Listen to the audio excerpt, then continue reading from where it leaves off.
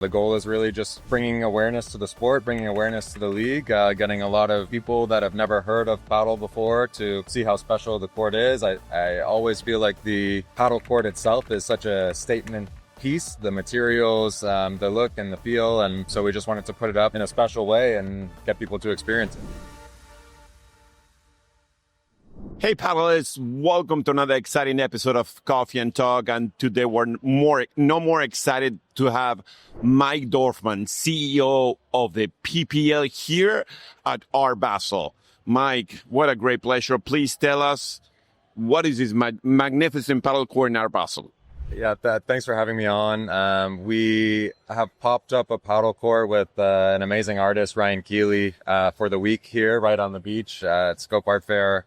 During Basel, we brought in our championship court from our New York City finals, shipped it down, popped it up on the sand, had the artists come out here and paint it along with these beautiful murals for a couple of days. And, you know, the goal is really just bringing awareness to the sport, bringing awareness to the league, getting a lot of people that have never heard of paddle before to see how special the court is. I always feel like the paddle court itself is such a statement piece, the materials, the look and the feel, and so we just wanted to put it up in a special way and get people to experience it. So how did that happen? Did you approach the organization here for Art Basel, or did they approach you? And what did they think about it? Did they know about paddle? I mean, what was? Yeah, interesting origin. They actually came to a couple of our events during the season and approached us because they saw, especially the Hamptons event that we did at Wolfer Estate in the middle of the vineyard, and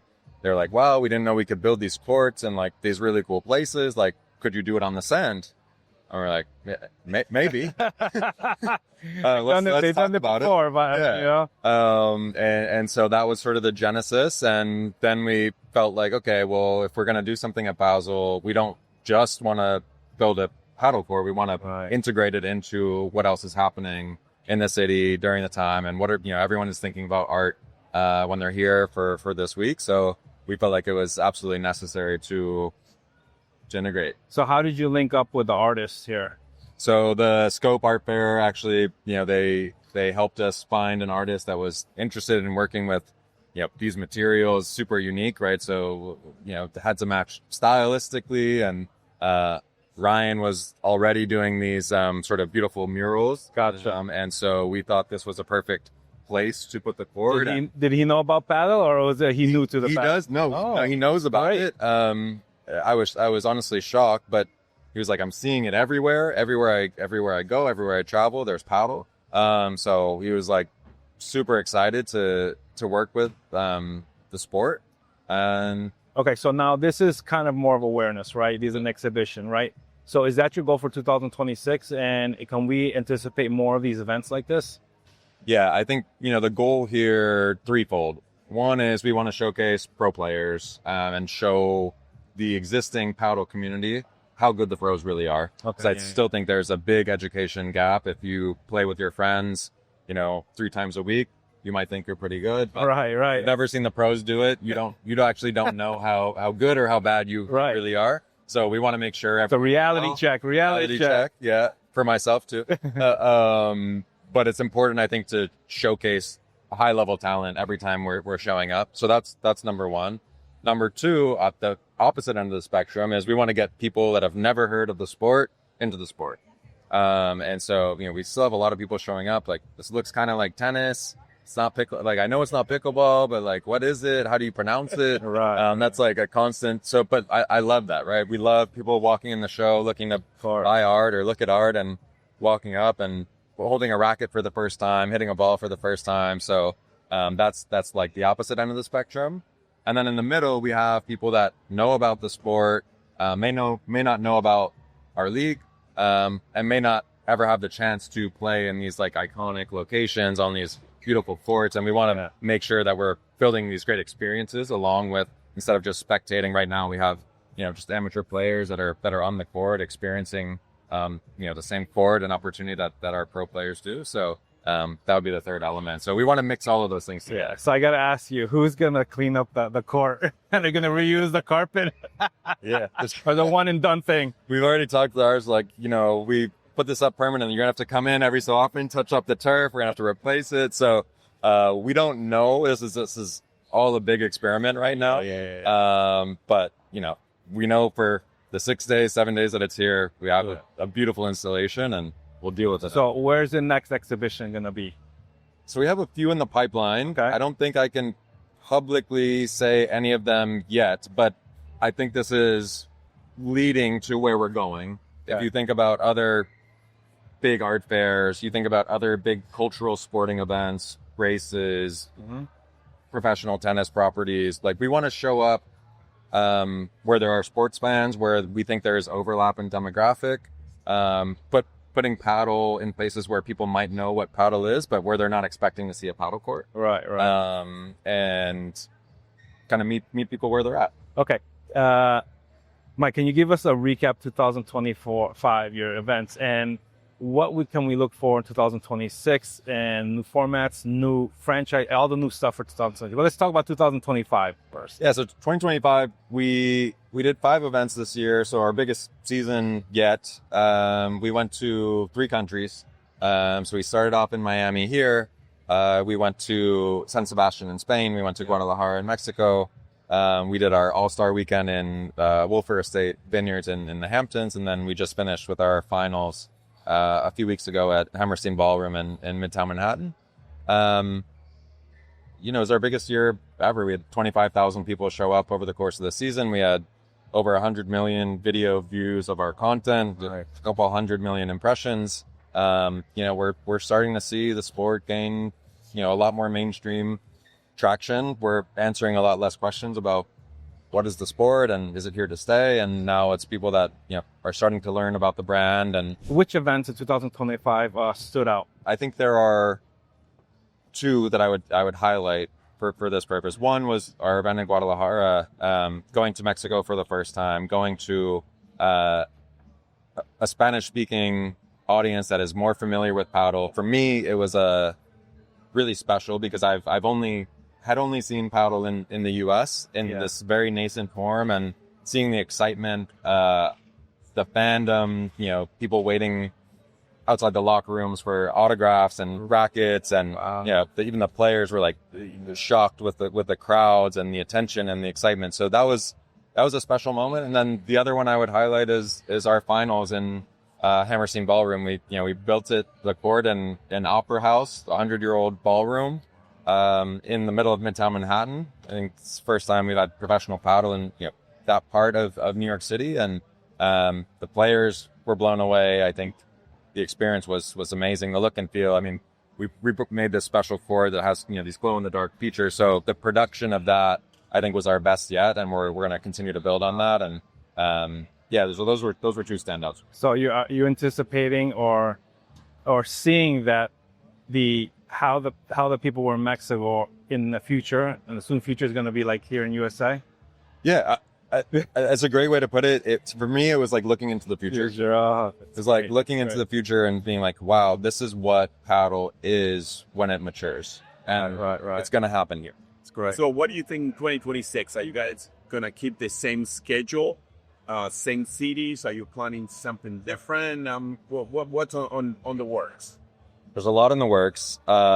We touched on it, but we're going to do more of these pop-up activations with like high foot traffic to just get, more people touching, feeling, seeing paddle for the first time. And then beyond that, I think we're going to expand. We're going to go to new countries next year. We're going to go to new cities in the U.S. Anything that you can share? Are you keeping Guadalajara? Are you staying in Mexico? Are you going somewhere else? Are you staying in Spain? Are you going somewhere else? I can't say too much yet. Very soon we'll have it. But it will be the same, more international. So it won't be all the United States like it was in 2024. Correct. We are going to keep an international component to the league. I think it's really important, given where the players are, where their fan bases are, where a lot of the brands are that are into the sport. So we certainly want to keep an international feel to the league. At the same time, paddle's growing all across the U.S. and we want to be there as soon as we feel like cities are ready to experience the PPL. We want to be there and build that community. So I will say this: you will see new cities both in the U.S. and internationally for next year. Wow, Excellent. right. Any new teams coming out? Are you adding more teams? I know we talked about it a little bit, and you guys were thinking about it. We're going to stay at the same number of teams. I will say that some of the cities might have some tweaks. Wow. So we won't have any additional net new teams, but we will see 1 or 2 changes in the markets. Exciting. So is the PPL club coming up any kind of? Are you planning to build up a PPL club? I know you were thinking about a PPL Academy, PPL club. Are you guys thinking about that? I think for the moment, we're seeing a lot of really good work being done at the grassroots level between local club operators, the USPA, and we want to partner for now in just making sure we can be additive, bringing pros to local clubs for clinics, for activations, building the fan bases, building the communities. But we've got a lot on our plate already, and a lot of people are spending all their days on building clubs and communities, and I think we're happy to partner for now. Important question: is Miami part of the schedule for next year? I mean, Miami, I think you know the answer. Has to be part. Come on, come on, come on. Miami is the capital of paddle in the U.S. and so it's that's why we're here for this activation too, right? It's good. It's the heartbeat of paddle for now. All right, Mike, is there anything else you want to talk to us about 2026? For 2026, I don't know. I'd ask you guys, like, what are you seeing in the market? Like, how have you seen paddle evolve from Growth, man. I mean, clubs opening up left and right. We can't keep track. I remember I would be able to know which clubs. Now it's like everybody's opening up a club. So we go to New England. I mean, everybody's pretty much understands. You got Connecticut, you got 3 clubs. You got New York, you got a few clubs there. I mean, they're popping all over the place. I'm starting to see, and I'm wondering if you're seeing the same thing. Paddle courts are now being built, not in just paddle-only clubs, but country clubs with golf courses, with tennis clubs. Now they're starting to add 1 paddle court, 2, 3 courts. And so I think that's going to be a whole new level of integration to the sport. And that's what's going to bring paddle to the next level, where you see those memberships being exposed to paddle. Well, it's smart at the beginning, because at the beginning it's very hard in an area where nobody knows paddle to really make that business viable. You know what I'm saying? Adding a couple, courts to an existing club is going to be easy. People are already coming in. They're already paying their membership. Right. A lot of those country clubs have the land. Right, exactly. So you'll definitely see that for sure. And honestly, what you have done in 2025 with the PPL, it was truly spectacular. Make it international. Make it international. Going to those cities. I know you had some pretty much sold out dates in Guadalajara and San Sebastian. You see the people, the faces of the crowd, so excited to be there. Are you keeping the same small, format with the people closer to the players and all that? Yeah, I think it's one of the unique value propositions that we offer, especially to folks that are newer to paddle, getting them up close, personal with the players, meet and greets. I think that's core to what we're doing, because we need to get people to care about the players and help the players build their brands. And it's such an amazing experience being that up close and personal to such a high quality of athleticism. So that I suspect that we will try to keep that.